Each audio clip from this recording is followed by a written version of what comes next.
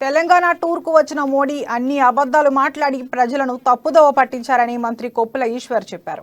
PM స్థాయిలోని వ్యక్తి అబద్ధాలు మాట్లాడడం దురదృష్టకరమన్నారు. సింగరేణి ప్రైవేటీకరణ విషయంలో మోడీ సత్యదూరమైన వ్యాఖ్యలు చేశారు.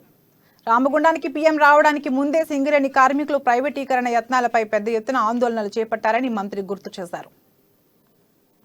చాలా సత్యదూరం అంటే స్వయంగా ప్రభుత్వమే ప్రైవేటీకరణను ప్రోత్సహిస్తూ దాదాపు 4 సింగరేణి బొగ్గు బ్లాకులను వేలం వేసినటువంటి ప్రభుత్వమే మరి ప్రధానమంత్రి ఈ విధంగా మాట్లాడడం చాలా దురదృష్టకరం.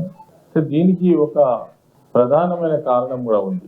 ప్రధానమంత్రి తెలంగాణ రాష్ట్రంలో ఉన్నటువంటి RSTL ప్రారంభోత్సవానికి వస్తున్నటువంటి సందర్భంగా తెలంగాణ రాష్ట్రంలో ఉన్నటువంటి అనేక వర్గాలు తీవ్రమైన నిరసనను వ్యక్తం చేస్తున్నటువంటి సందర్భంలో అదేవిధంగా సింగరేణి కార్మికులు మరి మూకుమ్మడిగా దాదాపుగా వాళ్ళు మా సింగరేణి సంస్థను ప్రైవేటీకరిస్తున్నటువంటి కేంద్రంలో ఉన్న బీజేపీ ప్రభుత్వానికి వ్యతిరేకంగా, నరేంద్ర మోడీ గారికి వ్యతిరేకంగా ప్రతి మైన్ దగ్గర ప్రతి డివిజన్ లో తీవ్రమైన నిరసనలు తెలియజేస్తున్నటువంటి సందర్భంలో అదేవిధంగా సింగరేణిని ప్రైవేటీకరణ చేయొద్దు, దాదాపు 130 సంవత్సరాల చరిత్ర కలిగినటువంటి సింగరేణి సంస్థ ఈ ప్రాంతంలో లక్షలాది మందికి ఉద్యోగ ఉపాధి కల్పించడమే కాకుండా అనేక పరిశ్రమలకు మరి బొగ్గును అందిస్తూ మరి ఆధారమైనటువంటి ఒక మంచి పరిశ్రమ, లాభాల బాటలో నడుస్తున్నటువంటి పరిశ్రమ, దీన్ని